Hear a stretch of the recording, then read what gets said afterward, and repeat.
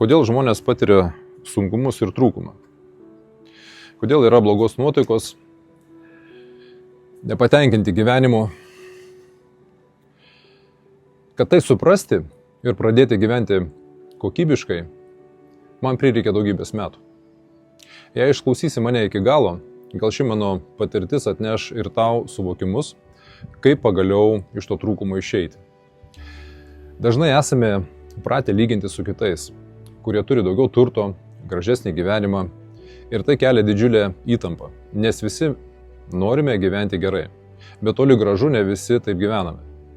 Bet jei pasilygintumėjai su tais, kurie gyvena dar prasčiau nei dabar tu, nes tikrai yra žmonių, kurie neturi, tarkim, stogo virš galvos, patiria badą, fiziškai negali vaikščioti, neturi regėjimo.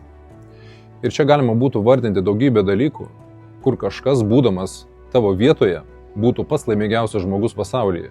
Jie tik turėtų tai, ką turi tu. Visa tai, ką mes turime, nėra savaime suprantamas dalykas. Nes vieną dieną gali turėti, o kitą prarasti.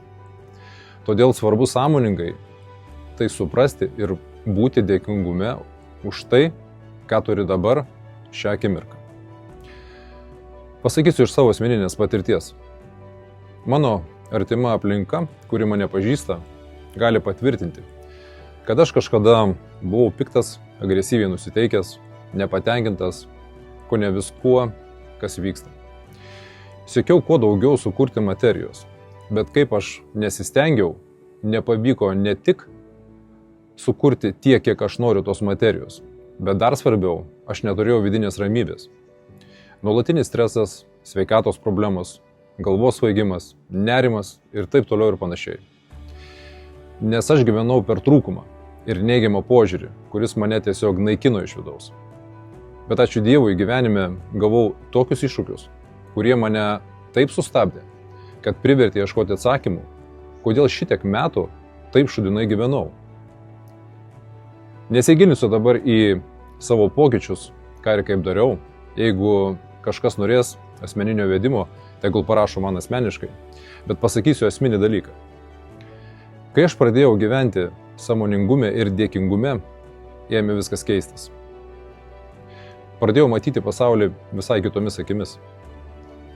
Pradėjo ateiti situacijos ir žmonės, kurie kelia ne įtampą, o atneša naudingus pasiūlymus, atneša gausą. Mano sveikata ėmė sparčiai gerėti. Atsikračiau įvairiausių psichosomatinių negalavimų.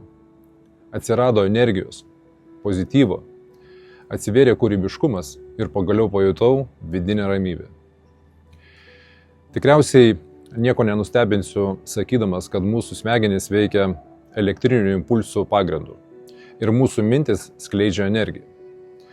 Kokiomis mintimis gyveni, tokią energiją skleidi.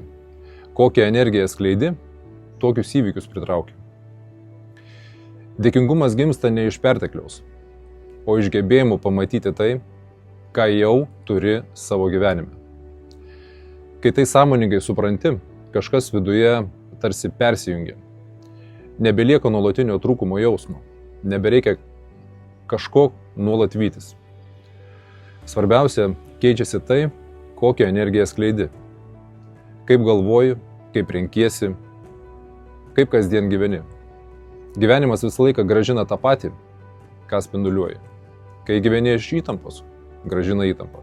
Kai gyveni dėkingume, atsiranda daugiau vietos nuostabiems dalykams. Dabar noriu, kad nuoširdžiai pagalvotumai. Ar tu supranti dėkingumą ne kaip žodį, o kaip būseną? Ar tu gyveni dėkingume? Ar dar dažniau gyveni per trūkumą, lyginimąsi ir įtampą? Jeigu jauti, kad gyveni dėkingume, parašyk komentarę gyvenu. Jeigu jauti, kad dar ne, bet nori pradėti, parašyk noriu gyventi. Vien tik šis sąmoningas įvardinimas jau keičia kryptį ir formuoja aukštesnę minčių vibraciją.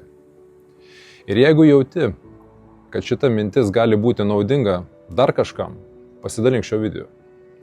Galbūt būtent per tave jis pasieks žmogų, kuriam šiandien to labiausiai reikia. O jei nori nepraleisti turinio apie sąmoningumą ir asmeninį augimą, pasek mane. Dėkoju, kad esi, siunčiu tau šviesos.